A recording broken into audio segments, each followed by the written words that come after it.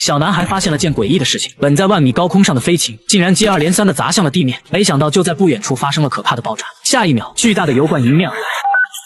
911, what's your emergency? A train just derailed. 油罐是因为附近的一辆火车侧翻，造成了严重的交通事故。911当即联系消防局前来处理，现场一片狼藉，唯独有一个巨大的油罐完好无损，似乎里面装着一些危险的物质。消防员目前的首要任务是搞清楚油罐里面的东西，防止一些不必要的意外发生。也在这时，他们从火车内找到了司机，消防员迅速地将他带到安全的地方。可司机似乎没有了呼吸，他们发现他的嘴唇发青发紫，但嘴巴周围却没有任何烟雾，根本不像是吸入二氧化碳导致的窒息。消防员们立马就明白了是什么情况，他们迅速拿出除颤仪，狠狠地给司机来上一下。Clear.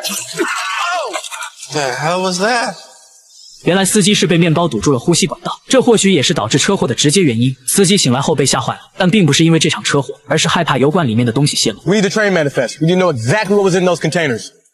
与此同时，另一支救援队伍突然听到了一阵汽车的鸣笛声，他们四处寻找，发现声音在一处集装箱底下。消防员当即拿出内窥镜，深入内部观察情况，发现里面有一名落难的男人，但由于洞口较小，只能派出一名身材娇小的进入救援。里面狭小的空间大大增加了救援难度，并且男人的情况似乎不容乐观，他现在感到胸闷，严重喘不过气。救援人员本以为是胸前的钢筋压住了他导致，便用力的将其挪走，殊不知这并不是主要的原因。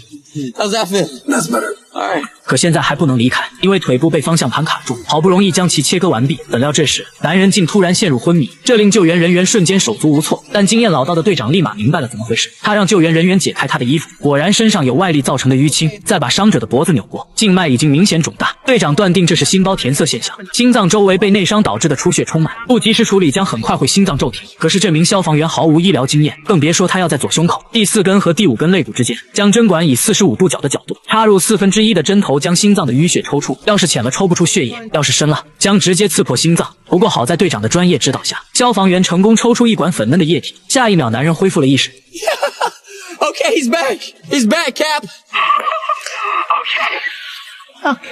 男人被成功救出，而接下来还有个更可怕的事情需要处理。根据火车司机给出的信息，这趟车上运载的是28000加仑的丙烷，一旦泄漏，后果不堪设想。他们将所有的水源都用来压制住气罐周围的火焰，并且立马通知控制中心，安排人员疏散附近居民。怎料这时，不知哪里跑来的记者闯入现场，消防员第一时间将其请了出去，可他们却只是表面上答应，实则等消防员走后，他们立马回头，而这将会是他们做的最错误的决定，因为现在出现了件十分棘手的事。 气罐的温度突然急剧升高，火焰也从内部不断向外涌出，甚至还出现了几次小规模的爆炸。消防员将所有的水源集中，疯狂压制火焰的蔓延。但这时可怕的事情发生，水管的水竟突然变得微弱，直至彻底停水。没想到供水管竟然由于压力过大开裂。更可怕的是，队长发现气罐的火焰发生了变化，这就意味着烈焰的温度在急剧上升。他立马下令全员迅速撤离，因为丙烷油罐即将爆炸。